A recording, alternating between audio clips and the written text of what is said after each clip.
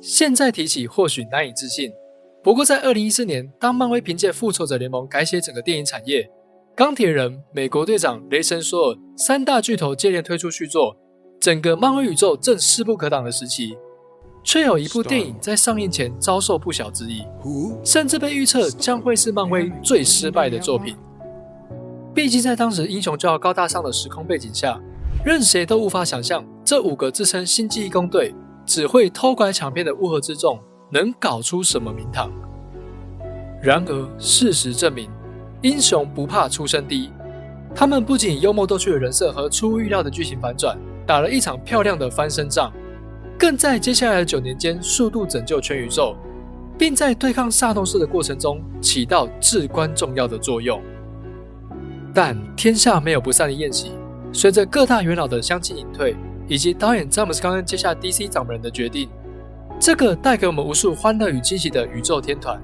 也将迎来自己的最后一舞。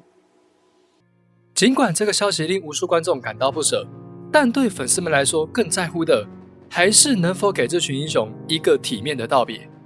尤其是在第4阶段的低迷与蚁人3雷声大雨点小的表现后，漫威更需要向全世界证明，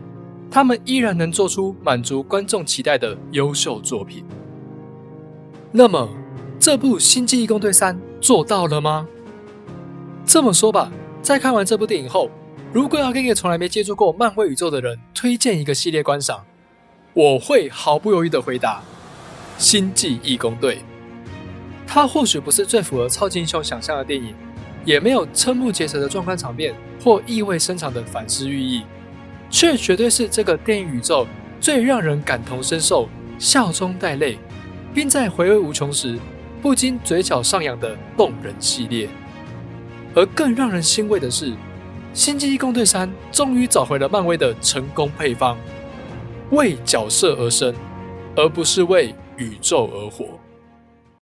如果你是第一次来到这里，本频道致力推广影视作品背后更多的可能性，内容包含深度点评、影剧推荐、影视趣闻，以及各种技术解析，不定期还会有超可爱猫猫彩蛋与你作伴哦。如果你也跟我们一样喜欢电影，就请订阅、按赞以及开启小铃铛，你的支持就是我们努力更新的最好动力哦。对于一部打着最冲撞的完结篇来说，《星际义工队3》并没有单纯让这群逗趣英雄们对上某个毁天灭地的大反派，或是为后续宇宙的发展埋下伏笔，而是将重心聚焦在火箭浣熊的起源故事和心魔。整部电影基本上就是其他成员救援他的过程，除了不断穿插的揪心回忆外，没有多余的支线，更没有出乎预料的剧情转折。这样的安排在其他电影或许就是致命伤，不过《星际义工队3》却巧妙利用事件之间的空档，融入大量角色互动和情感铺陈，像是星爵对耿拉的念念不忘，螳螂女希望星爵回地球看家人的开导，甚至是一张沙发或一扇车门，都能让这群呆萌们吵上半天。这些在其他电影被视作多余的闲话家常，却在角色们天赋异禀的幽默属性下，变得既有趣又能增添观众的代入感，同时也为火箭的悲惨遭遇和面对强敌时的压迫起到很好的缓冲作用。而提到这次的大反派至高进化，他虽然不像罗南一样有着征服世界的野心，也不如伊果有着比肩神明的无上力量，却是整个3部曲，甚至是漫威进入第4阶段后最令人不寒而栗的疯狂人物。口口声声为了进步的完美追求，实际上只是利用自身优势去压榨迫害其他物种。然而当他发现一手创造的火箭竟然比自己还要聪明时，又立刻原形毕露，丝毫不愿承认自身缺陷，只是想透过权力填补空虚的自尊与病态的欲望。不得不夸奖卓克·伊伍泽的精湛演出，将一个失心疯的偏执狂演绎得淋漓尽致。除了最后丧失理智和搞失踪有些出戏外，整部电影的气场可说是完全碾压征服者康。当然别误会，这里不是说乔纳森·梅杰斯的演技很差，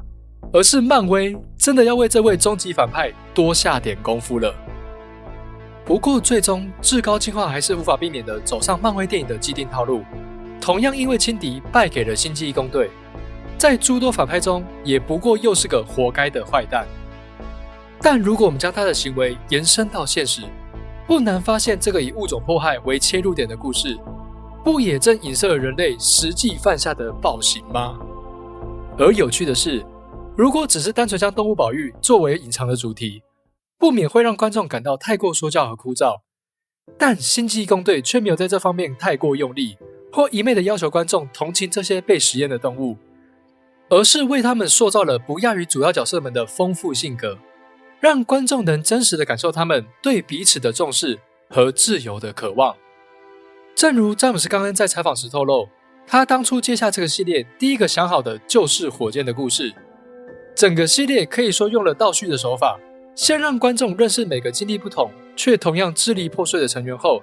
再透过火箭这个灵魂人物串联各个角色的心路历程。在此基础上刻画的真挚连结与羁绊，让家人这个主题无需多言，观众自然就能从观影过程中感受到他们之间的深厚情感。而除了团队之外，从更深一层的个人视角来看，则是寻找归属这个从始至终的核心命题。第一集众人从各自为政到组建团队，用行动赢得外界的尊重，到第二集直面内心创伤，意识到彼此不再只是同伴，而是无可取代的家人，再到如今面临生死关头的危机后，选择踏上忠于内心的道路。不论是星爵放下心中执念回到地球的决定，螳螂女学习独立的冒险旅程，德克斯终于能走出失去妻女的悲痛，涅布拉从冷酷杀手变成基地领袖的蜕变，还是接下火炬继续行侠仗义的火箭浣熊和格鲁特，都在不断向观众传达，即便我们经历的过去不会消失，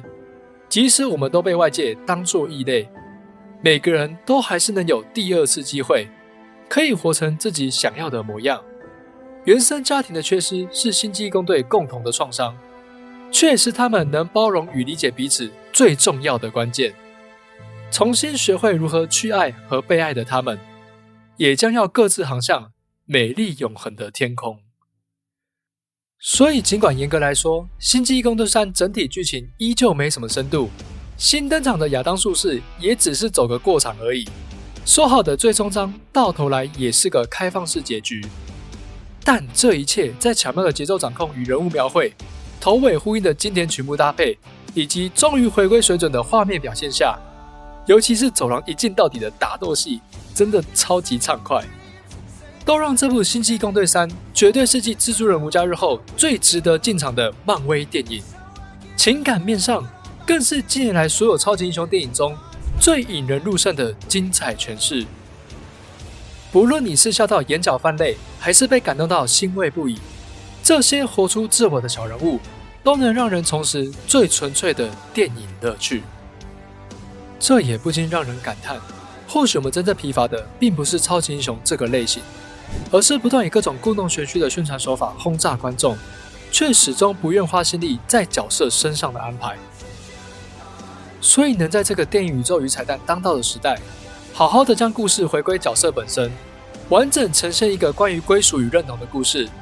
这不才是观众最想看到的吗？